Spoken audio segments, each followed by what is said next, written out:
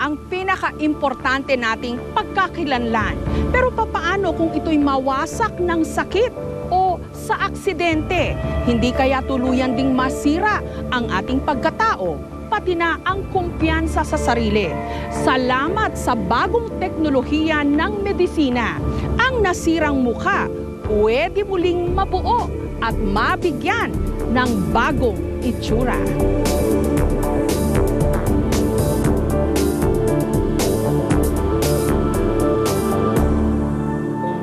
Papausbong pa lang ang buhay ng nooy 17 anyos na si Gail. Nung tumilapon siya sa kalsada habang sakay ng motorsiklo. Dahil walang suot na helmet, sumalpok ang kanyang mukha sa simento. Dulot ng tinamong malaking pinsala sa kanyang mukha, nagdesisyon ang kanyang pamilya na isailalim si Gail sa facial reconstructive surgery.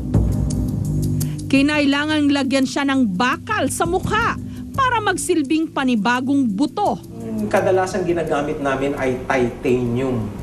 Ito ay isang uri ng bakal na magaan, madali siyang i-shape, pero napakatibay. Hiniwa ang ulo ni Gail para mabaliktad ng buo ang kanyang mukha at maitanim sa kanyang laman ang mga bakal.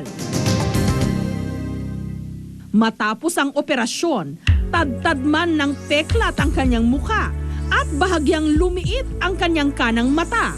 Unti-unti namang naibalik ang dati niyang itsura. Pero ang gastos umabot ng humigit kumulang ₱250,000. Ngayon, halos hindi na mababakas ang bangungot na pinagdaanan ni Gail. Naghilom na ang kanyang mga sugat, pati na ang trauma na kanyang pinagdaanan.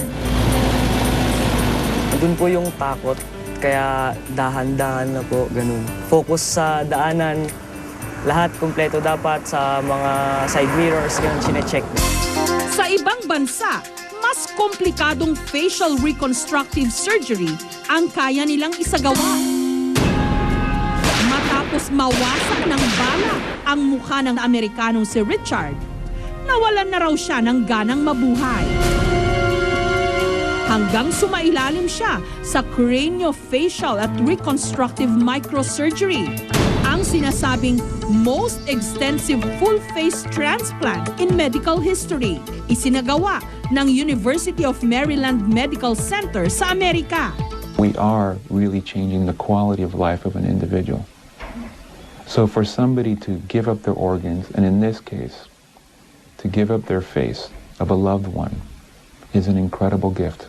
Matapos ang halos 72 oras, unti-unti nang naisaayos ang mukha ni Richard. Ang ilong niyang nawalan ng pang-amoy, muling nakakalanghap, pati ang mga ngipin niyang nawala sa linya, maayos na. Dahil dito, handa na raw muli si Richard na harapin ang isang bagong buhay.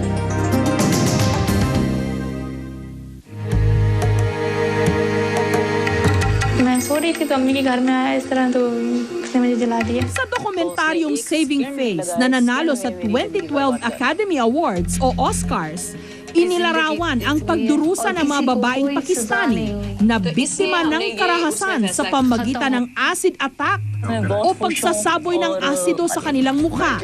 The time is very short right now. She needs surgery. Isa sa mga naging biktima, si Fakra, na halos malusaw ang mukha. Pero sa pamagitan ng 38 face reconstruction surgery sa isang ospital sa Rome, sa Italy, muling naisaayos ang kanyang nasirang mukha. Matapos ang isang dekadang paghahanap ng hustisya, nito lamang 17 ng Marso, tumalon si Fakra mula sa ika-6 na palapag ng kanyang apartment sa Rome. Nagpakamatay. Matagal nang nakakapagsagawa ng facial restoration surgery dito sa Pilipinas. Ang mga nakakapagsagawa nito, karaniwang nagpa-practice muna sa Amerika, sa Taiwan o sa Singapore. Isa raw sa pinakabagong klase ng facial restoration surgery sa Pilipinas, ang microvascular surgery, kung saan napagdudugtong-dugtong ang mga naputol na maliliit na ugat sa mukha ng tao. Pati ang pinsalang dulot ng mga malalang karamdaman. Sagot din ng facial reconstructive surgery. Katulad ng kay Paulo, na tinubuan ng malaking bukol sa kanang bahagi ng kanyang panga nung 13 anyos lang siya. Inakala niya nung una, impeksyon lang ito sa ngipin. Pero isa na palang kaso ng ameloblastoma o tumor sa panga. Ang lunas daw dito, ang hemimandibulectomy, isang uri ng facial reconstructive surgery. Papasok na sa kolehiyo si Paulo sa darating na school year. Kaya gusto raw niyang maalis na sana ang sagabal na ito sa kanyang mukha. Malaki po yung epekto nito sa pag-aaral ko, sa social life ko po.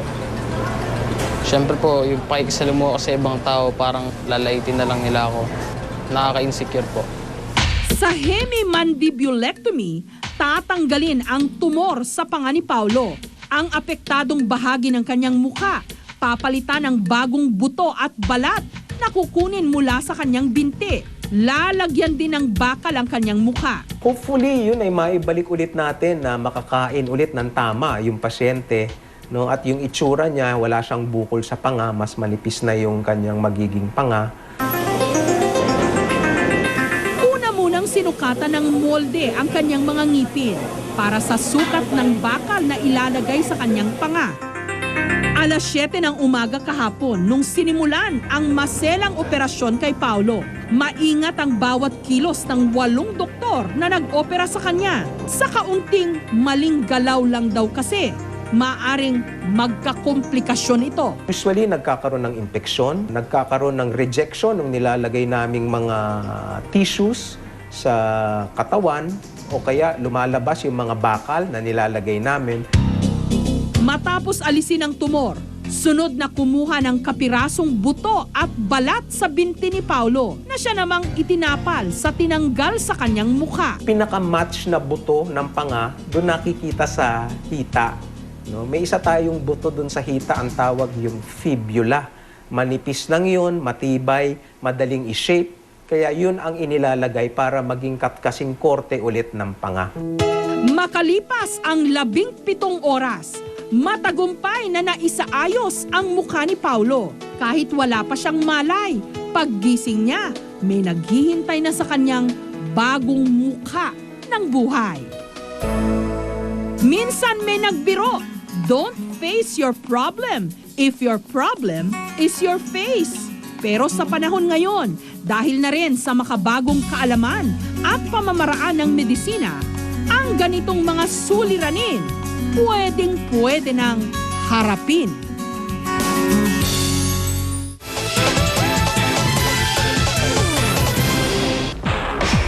Susunod, mga transgender o yung mga lalaking nagpa-opera para maging babae, pwede na raw sumali sa International Beauty Pageant, pati na sa Miss Universe.